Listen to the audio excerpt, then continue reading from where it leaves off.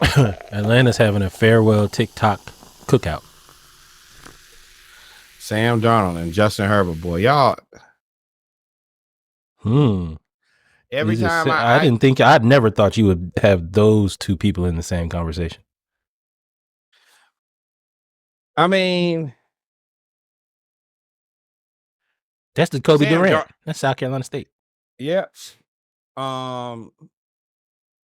Sam Darnold, I think that people should have realistic expectations.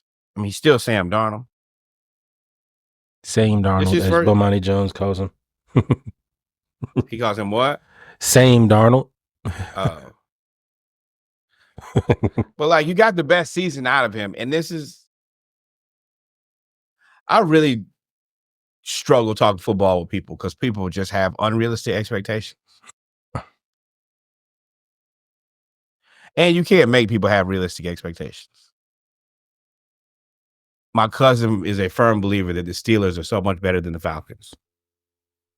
Right now? Like as constructed? No. They're not. No. Their defense is better than ours. Hold on. Let me give you the context, though. They're winners because they won a Super Bowl in 2010, and the Falcons are losers. My counter. So he's not talking. He's talking generality. He's not really generally. He's not generalities. Generally, but he's also talking about we go to the playoffs every year, and I'm like, bro, y'all go to the playoffs and lose every year. I mean, every year. So what?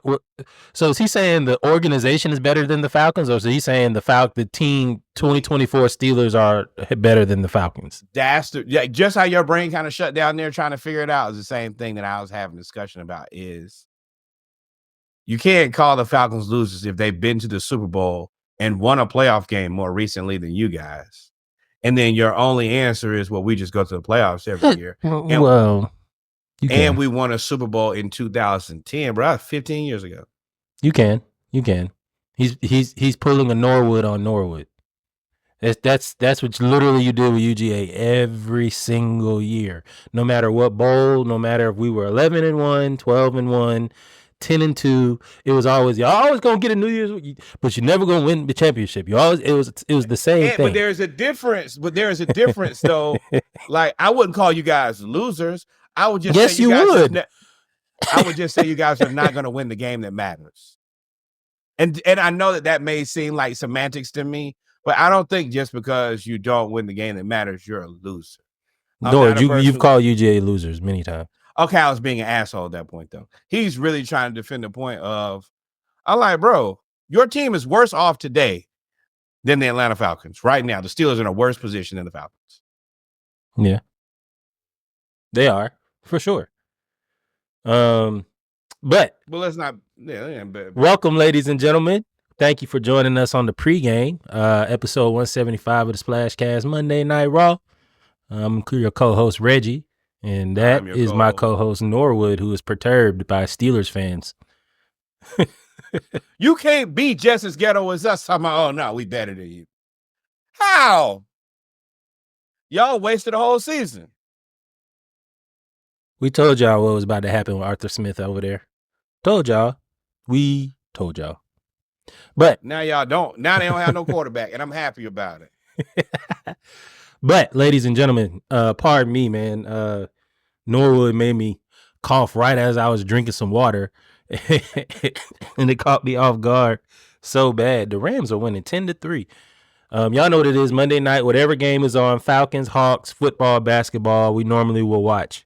And give you live updates. And we're watching the wild card game, or the conclusion of wild card weekend between the Rams and the Vikings. And the Rams in Arizona, by the way, and the Rams are up 10-3. The people mad at us in Arizona at State Farm too, boy. Let me tell you, upset. Mm-hmm. But y'all know what it is when it comes to the pregame. We do a little bit of something funny, some violence, and something uplifting. We're being petty today. We have nothing uplifting today. Yes, we do. Yes, we do. We do. But before we get started, as always, remember to like, follow, subscribe, tell a friend, and hit the bell on YouTube. Leave a comment and let us know that you're here. Leave a comment as well as leave a comment so that let us know that you followed and that you are now part of Dive Team Media. Also go to diveteammedia.com or splashcast.com too.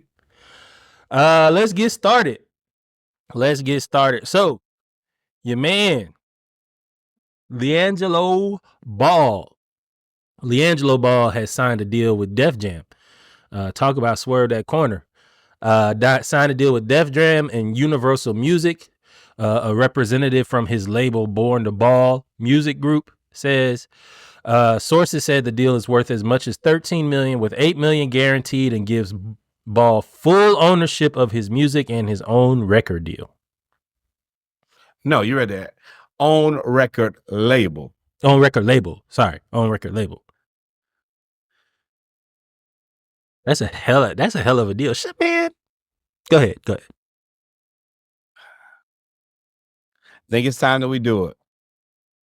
We have to give LeVar Ball the credit that he deserves. Elite black dad. You know we support black dads around here. Thank you for the round of applause. Keep it going. Elite black dad LeVar Ball. He really said, I'll tell y'all, my mama got me a job. My first job, my mama walked me right in the foot, actually told a man he was going to hire me. And I tell that joke all the time because that's exactly how it went. She talked to the man looked at me, he looked at her, and I said, bro, I'm going to have a job here. And he like, I guess so. I wish my mom would have done this to me for the NBA. LeVar said, hey, my first son, he's going to be the second pick.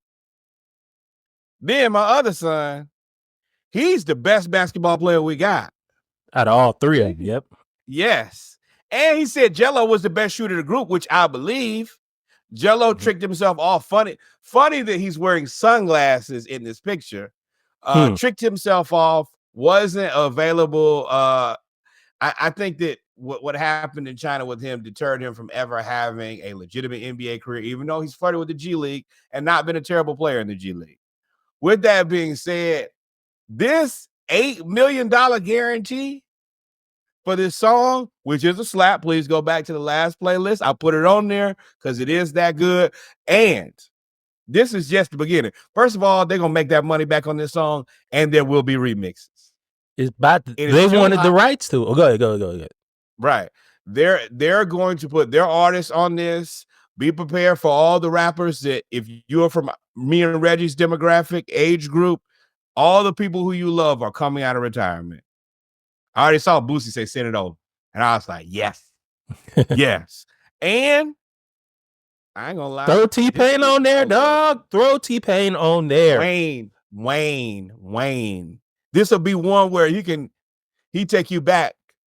I can hop on something hot that sounds like my before, and I can crush it. Or you never know, he might mixtape this. But congratulations to the Ball family. Congratulations to LeVar Ball for having. You got to give that man credit. He willed his boys to success.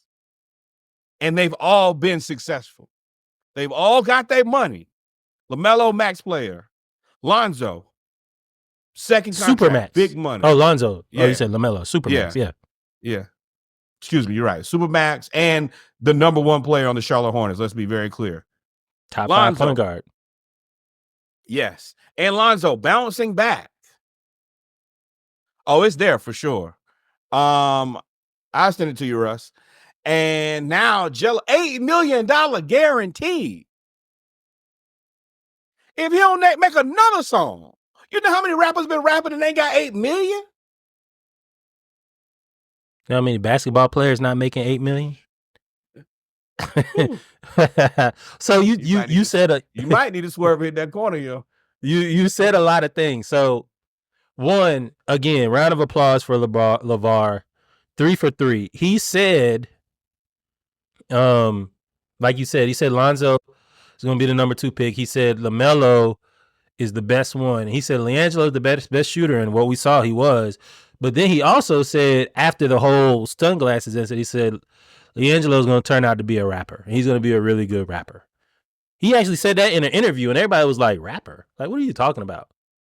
And for him to come out with this song with the backup of his brothers, because his brothers were bumping this in the background, in the league caught on to it, and plus he was able to play, and he was kind of part of that fraternity or affiliated with that fraternity of the NBA basketball players or the professional athlete in general.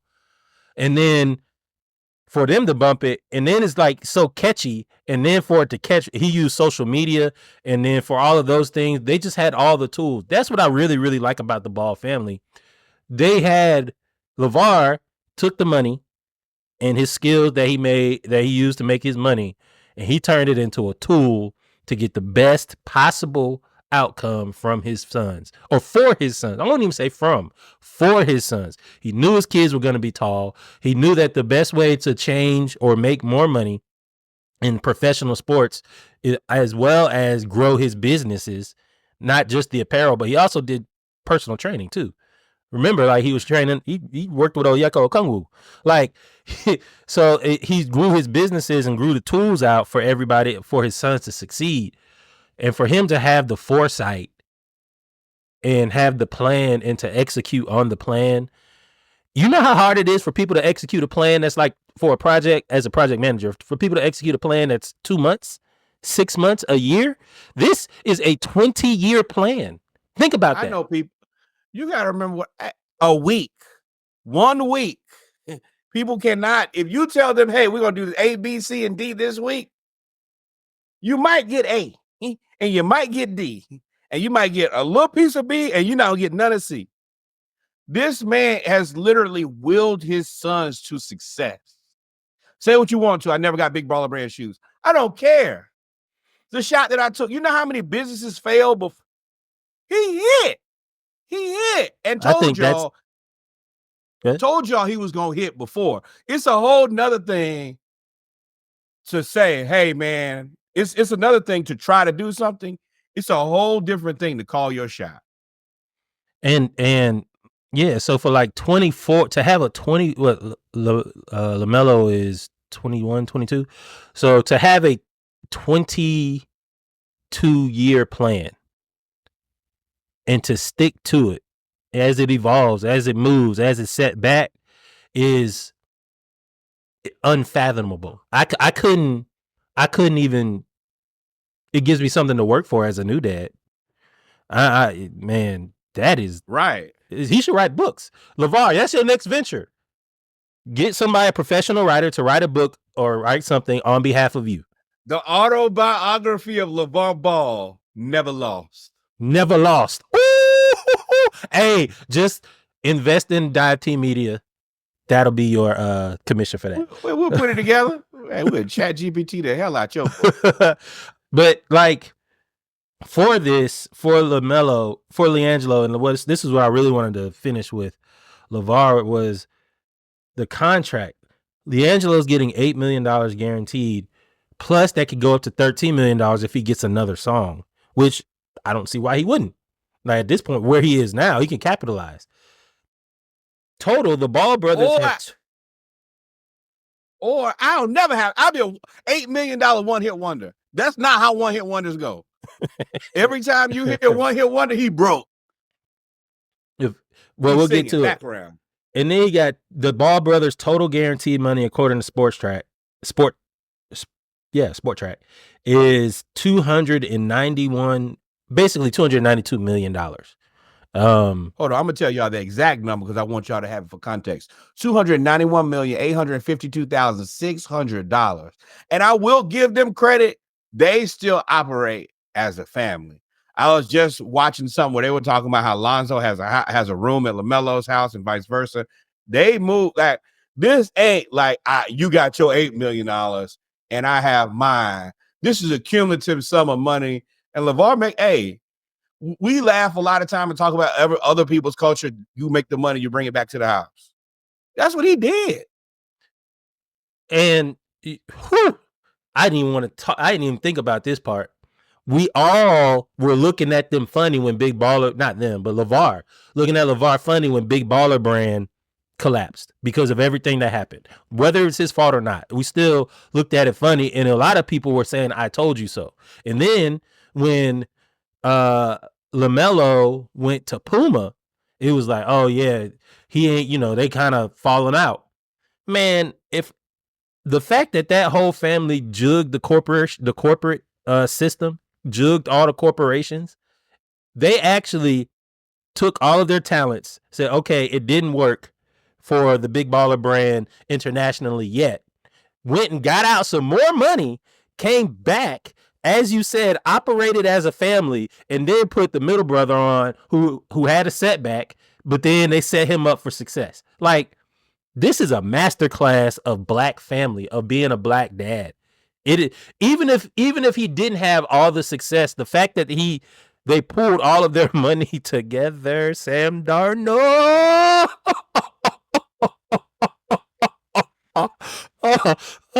Sam Darnold just threw another pick. Okay, y'all. Fumble. Oh, fumble. Okay, y'all. So we're doing the live update of Vikings Rams. Sam Darnold just sixed it. He fumbled, and I think it was a sack fumble, and the Rams picked it up and ran it back for a touchdown. And I believe that was Jared Verse that ran it back for a touchdown, if I'm not mistaken. The rookie, Jared Verse, who they said was too slow. The issue was the man who was supposed to block him ran up the field but didn't turn around. He looked like at all. Open. But yeah, at the end of the day, LeVar, like, to sum it up for me, LeVar Ball has made each one of his sons individually wealthy. And hell, throw Onyeka Okongwu in there. The whole dog, they got a documentary on Chino Hills coming out for when he was there.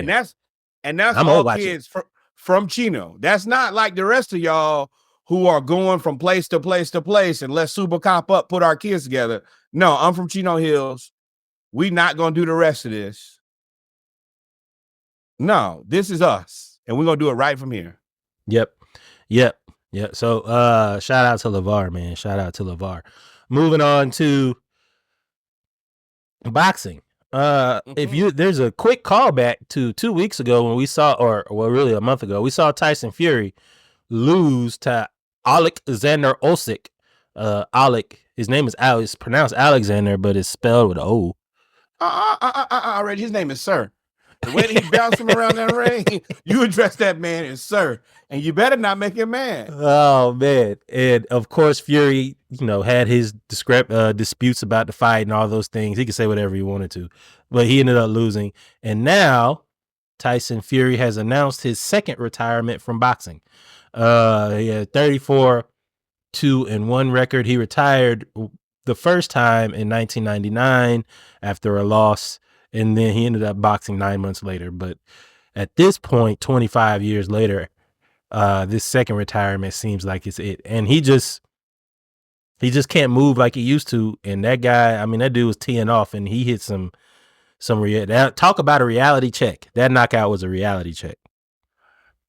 And I say this all the time. This is the reason that I give Floyd so much credit. It's tough to be rich and be good at a combat sport because you just don't have that anger, aggression, hate that it takes to go out and try to knock somebody's face off. Floyd was doing it and was ungodly rich. Once you get your money, Conor, Ronda Rousey, Tyson Fury, get on out of there. You made your money. This is not an old man's game. Yeah, yeah. And Tyson Fury, it is, you have to commend him on a really good career. And the fact that he came back from being overweight, out of shape, no motivation, drinking, and all the things that he said he used to do, to come back as the Gypsy King and, win the world heavyweight championship and knock out Deontay Wilder, basically in Wilder's career. And knock out other fighters. Now, a lot of people will talk about another sag. A lot of people will talk about that he didn't fight Anthony Joshua. Anthony, there were some heavyweights that he didn't fight, but it's undeniable that for that 3 or 4 year span, he was the king. He was the Gypsy King. So shout out to you, man. We'll give you a round of applause for that. Fantastic career. You gave us some fights, man. You gave us plenty of podcasts. Material. About, so, yeah. Salute. Yeah, and he's still 6'9", and a regular human being wouldn't want no parts of that. So don't get outside of y'all face now. 6'9" off the ground. Pick your whole shoulder. That'd just be like one of them eraser in the paint app. Just get you all out of there. Yeah, I hate it happened to him like that. And finally, for the pregame, this is just some uplifting, funny stuff, and basically stuff that should happen. Shout out to the Major League Baseball and shout out to Major League Baseball for doing the right thing. We're going to give you an applause first. Low applause. Give you an applause first. So what are you talking about, people that are listening to the audio experience? I'll explain. Major League Baseball has banned the 2 Yankees fans who grabbed Mookie Betts' wrists and stole the ball out of his glove during the World Series from all Major League Baseball stadiums indefinitely. If you remember, the guy that stole the ball out of his glove said, I'll be back next year. No, you won't, sir. Commendable move by the Major League Baseball. And Mookie Betts said, you lucky that they did that because I was trying to get to you. I think that they should press charges for assaulting a black man. This looks like they tried to literally rob him. It was something that he clearly possessed, and you took it away from him. I don't like, of course, y'all putting your hands on this black man at his job, number one. Number 2, y'all are Yankees fans, so y'all are already trash as far as I'm concerned. Compost. The hot dog sippers. Yeah. The glizzy sippers. That was what I couldn't find. Yeah. But yeah, y'all as glizzy sippers, ban them. But all they're going to do is grow facial hair and show up. Yeah. Oh, well, I mean, they probably just won't buy the ticket. They'll just buy the ticket for somebody else. Or somebody else will buy the ticket. But ladies and gentlemen, we have come to the end of the pregame. We're going to take about seconds, maybe a couple minutes. I gotta make sure I got enough water. Take about 30 seconds, and then we are going to come back with episode 1. What happened? If y'all got a spatula, get a spatula, because they keep scooping Sam Darnold off the every play. The other line, let them get jumped. We will be right back. Y'all stay tuned. Episode 175 of the Splash Cast on the way. We'll be right back. Until next time. Thank you, my friend. Yeah, boy.